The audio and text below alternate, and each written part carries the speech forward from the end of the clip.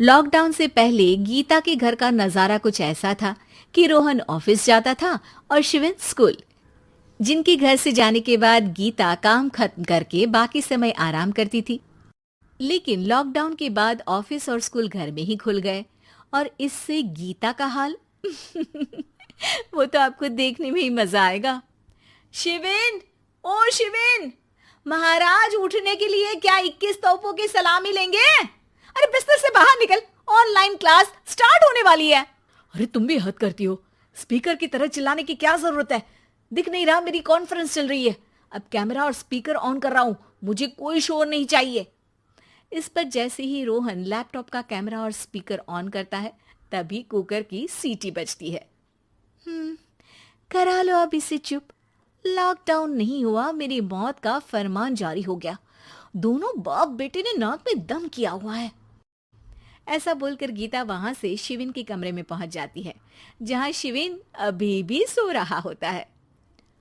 ओ आलसी, अब अगर 5 मिनट में नहीं उठाना तो आज तेरा गेम और यूट्यूब कैंसिल। माँ की बात सुनकर शिविन बिना 1 मिनट गंवाए उठ खड़ा होता है। उठ गया, अभी नहाकर भी आता हूँ। ये नाटक कहीं और, मुंह पर गीला कपड़ा मार और पढ़ने बैठ। शिविन की ऑनलाइन क्लास स्टार्ट हो जाती है, जिस पर गीता उसे वहां बिठाकर रसोई में चली जाती है। थोड़ी देर में उसे कमरे से कुछ आवाज सुनाई देती है, जिसे सुनकर वो कमरे में वापस आती है। हाय राम, तुझे क्लास अटेंड करने के लिए बोला था, कैमरा ऑफ करके बिस्तर पर नाचने के लिए नहीं बोला था। मम्मी मुझे कुछ समझ नहीं आ रहा, आप बाद में पढ़ा देना ना, वैसे भी अटेंडेंस तो लगी गई है। हाँ हाँ बेटा, जरूर बन जा।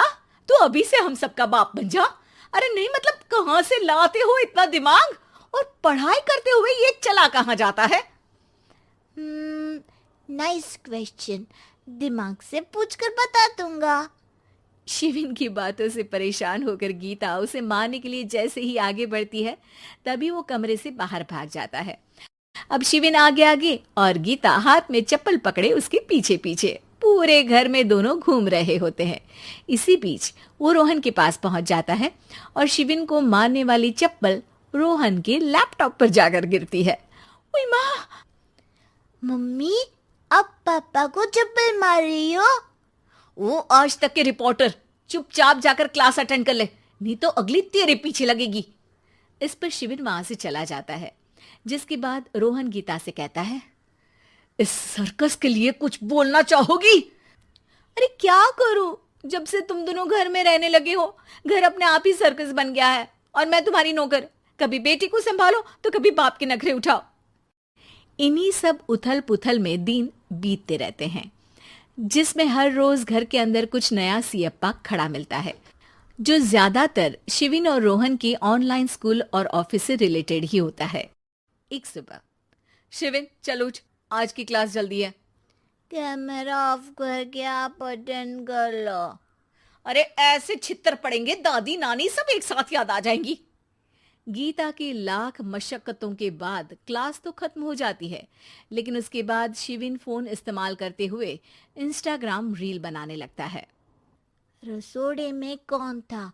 तुम थी, मैं थी, कौन था? कौन था? हाँ, मैं गरीब हूँ। अरे ओ गरीब के बेटे, आजा, मैं बनाती हूँ तुझे गरीब। मैं बताती हूँ रसोड़े में कौन था। पढ़ाई करने बोलो तो इनकी माँ मर जाती है, और ये पागलपंतियां जितनी मर्जी करा लो। गीता शिविन को डांट रही होती है, तभी रोहन बीच में बोल पड़ता है। अरे बच्चा ही तो है, इतना गुस्सा क्यों कर रही हो? बेटे का साथ देने की इसी एक कोशिश में अब शिविन के साथ साथ रोहन भी गीता के गुस्से की सूली पर चढ़ जाता है। अगर बेटे पर इतना ही प्यार आ रहा है तो इसे क्लास अटेंड क्यों नहीं कराते, इसका होमवर्क क्यों नहीं कराते?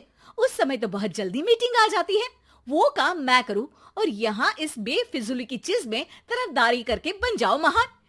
हे भगवान, कोई तो इनके ऑफिस और स्कूल खुलवाओ, मैं इन्हें और घर में नहीं सह सकती। अरे कुछ और मांग लेती, क्योंकि तुम्हारी ये विश इस साल तो पूरी होने से रही, कोरोना। हाय नास बेटे ने जिंदगी ही बर्बाद कर दी। खाए कोई पचाए कोई, कल मुझे चुन चुन कर सबको मेरी बद्दुआ लगेगी। उन्होंने दुनिया का और इन बाप बेटे दोनों ने मेरा जीना मुश्किल कर दिया। गीता वहां से चली जाती है, जिसके बाद रोहन शिविन से कहता है, अरे तुम्हारी मम्मी इतनी भड़की हुई क्यों है?